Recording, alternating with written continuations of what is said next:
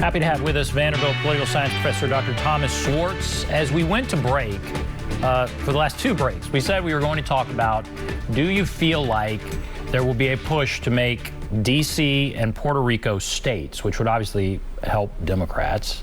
Do you feel like, all right, how realistic is that? And then I'm going to talk about the courts. But first of all, those two things as far as states, D.C. and Puerto Rico.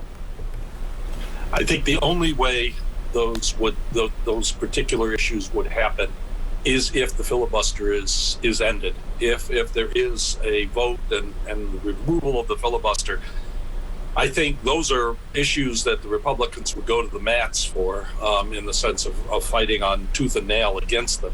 D.C. is such an automatic 2 votes for the Democrats in the Senate that it would be a huge thing. Puerto Rico is less so, and Puerto Rico is more complicated because I think they could make the case that they haven't voted in favor of statehood yet, that you'd need that.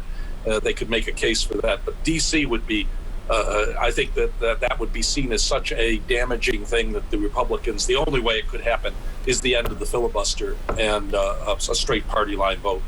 And so when Democrats say go bold, or do you think Democrats would go that bold?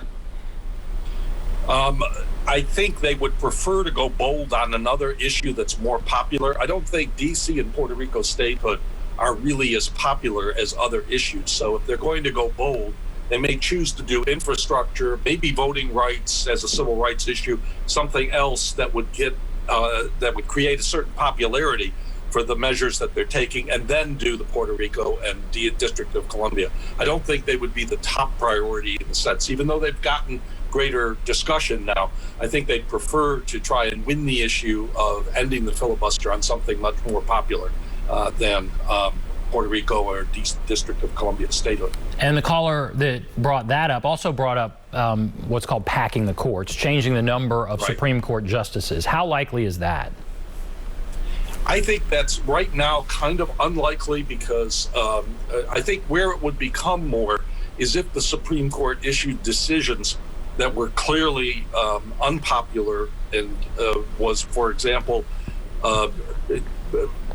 disallowed some measure that Biden did that was strongly popular or ruled unconstitutional, something like that.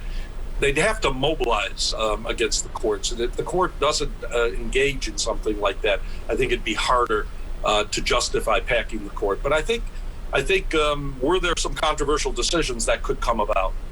You also are a real student of foreign policy. And so we didn't get any calls about foreign policy tonight. That doesn't really dominate the discussion. But how do you think things are going as far as foreign policy? What's on your radar under that umbrella with President Biden? Well, there was a news story tonight about North Korea ramping up its nuclear production. The North Korean crisis was something that dominated the early months of Donald Trump's administration. The fear North Korea was going to develop nuclear weapons, a nuclear missile that could hit the United States. That's back into discussion. The North Koreans have continued are ramping that up. And at the news conference, President Biden said he thought that was a really serious issue and wanted to push denuclearization. So that's still on the agenda. China came on very strong in the meetings in Anchorage, denouncing the United States for its interference in its internal affairs about the Uyghurs and about Hong Kong and some of the American statements about the coronavirus, about trade. So there are issues out there. I think Biden has benefited from the fact that foreign policy remains a pretty quiet issue right now, not dominant to the American people.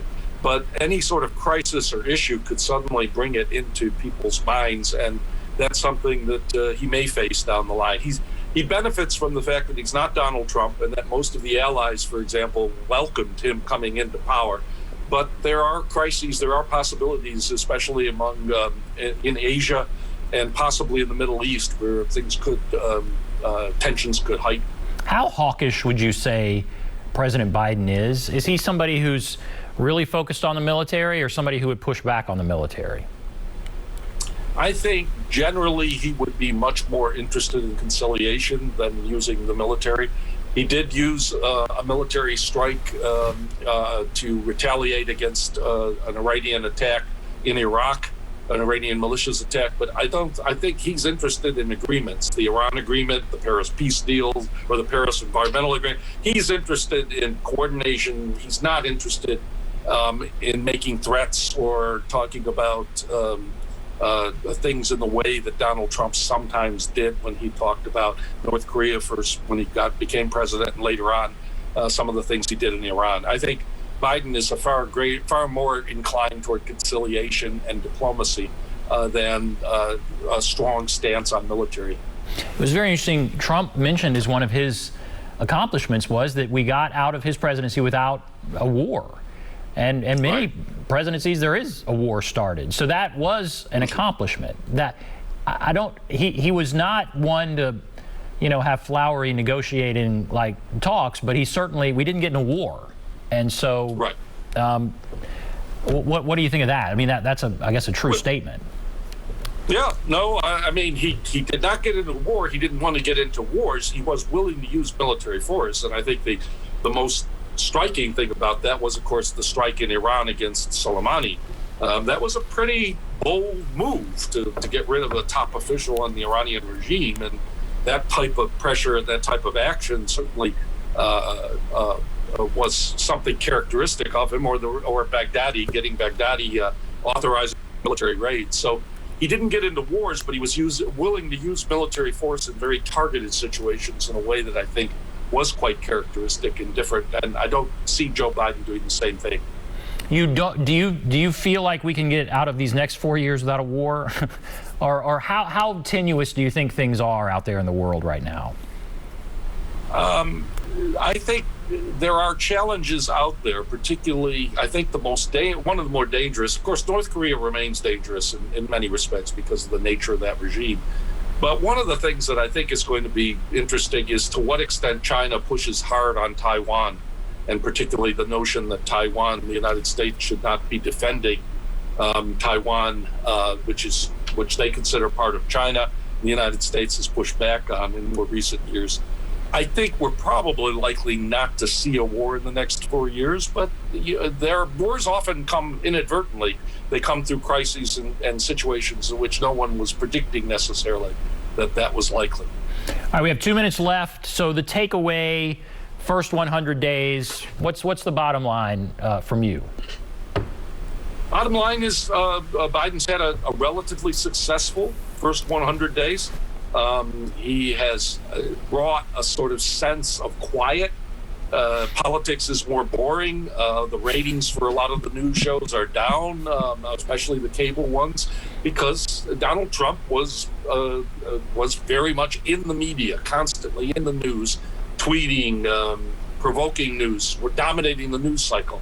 Joe Biden's not that way, and that I think a lot of people wanted that.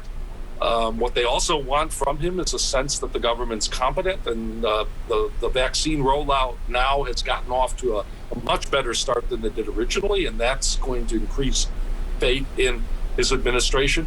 That's why I do think the border issue is somewhat difficult, because you don't want to, on the one hand, you have this very effective thing going on with vaccines, and you don't want chaos at the border as another story. So I think in general, very good start, but there are possible problems in the future. Well, thank you so much for coming on once again. Thank you. Dr. Thomas Schwartz, Vanderbilt political science professor. It's always great to have you on, and I look forward to having you on again. Thank you very much. All right, we will take a break, come back, wrap everything up right after this.